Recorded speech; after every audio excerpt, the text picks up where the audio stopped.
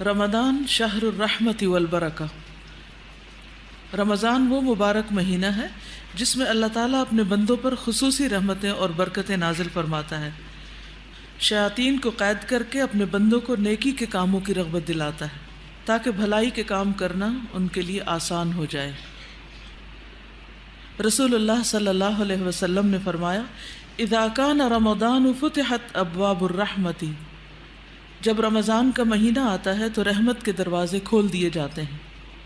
ایک اور روایت میں آتا ہے، رسول اللہ صلی اللہ علیہ وسلم نے فرمایا، قد جاءکم رمضان شہر مبارک افترض اللہ علیکم صیامہ تفتح فیہ ابواب الجنۃ وتغلق فیہ ابواب الجحیم وتغل فیہ الشیاطین فیہ لیلۃ خیر من الف شہر من حرم خیرہا فقد حرم۔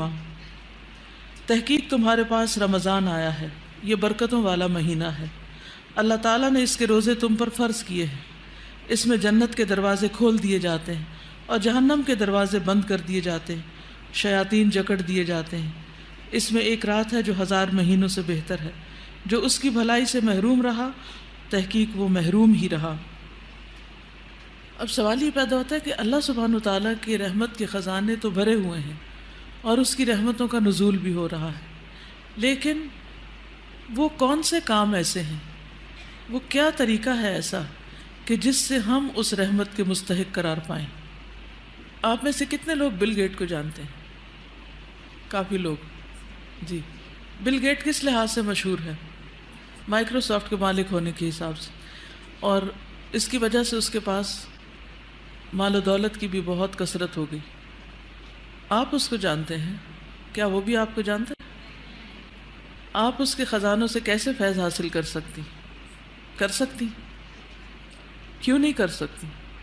وہ تو اتنا مالدار ہے اور اتنا کچھ ہے اس کے پاس، اور اس نے اپنی کمپنی کی آمدنی جو ہے وہ چیریٹیبل کاموں میں لگا دی، تو بہت زیادہ چیریٹی کرتا ہے۔ پھر اس کی چیریٹی کا اثر آپ تک کیوں نہیں پہنچا؟ آپ کو کیوں نہیں مل رہا سب کچھ؟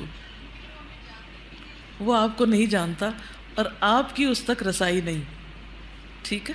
نہ وہ آپ کو جانتا ہے نہ آپ اس کو جانتے ہیں، یا آپ اس تک پہنچ نہیں سکتے۔ تو نتیجہ کیا ہے؟ جو کچھ وہ دوسروں پہ لٹا رہا ہے اس میں سے آپ کا حصہ کچھ بھی نہیں۔ تو اس سے کیا پتہ چلتا ہے؟ اب اس مثال سے اس بات کو سمجھیے۔ اللہ سبحانہ وتعالیٰ تو خیر آپ کو جانتے ہیں، اللہ سبحانہ وتعالیٰ کے خزانے بھی وسیع ہیں، وہ اپنی رحمتوں کے خزانے عام کیے ہوئے ہیں، وہ لٹا رہے ہیں اپنے خزانے، لیکن آپ کو کب ملیں گے وہ خزانے؟ ان میں سے آپ کو حصہ کب ملے گا؟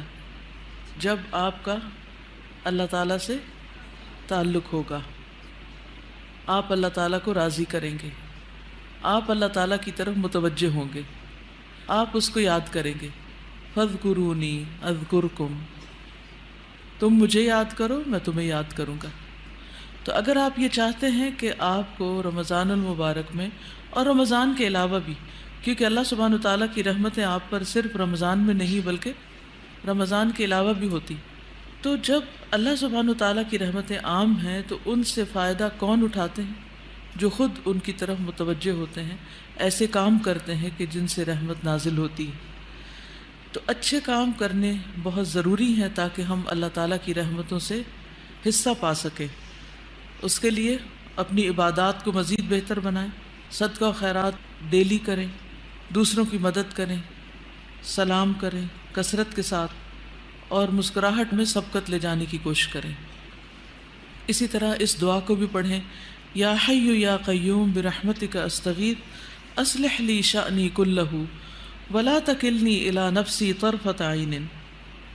اے زندہ اور قائم رہنے والے، تیری رحمت کے سبب سے فریاد کرتا ہوں کہ میرے سب کاموں کی اصلاح فرما دے، اور پلک جھپکنے تک کے لیے بھی مجھے میرے نفس کے حوالے نہ کر، یعنی ایک لمحے کے لیے بھی مجھے میرے نفس کے حوالے نہ کر۔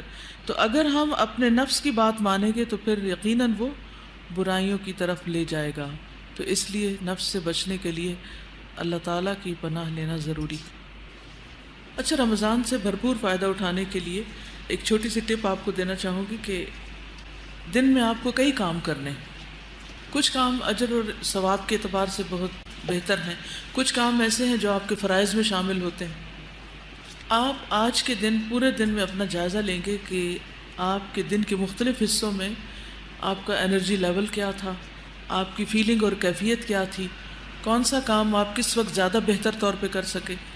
تو جو کام زیادہ امپورٹنٹ ہیں ان کو اس وقت کیجئے جس وقت آپ کی طاقت ہمت زیادہ ہے، اس وقت کے لیے نہ ٹالیے کہ جب آپ کچھ کرنے کے قابل نہ رہیں اور پھر آپ کہیں کہ اب آج کا میرا ٹارگٹ پورا ہی نہیں ہوا۔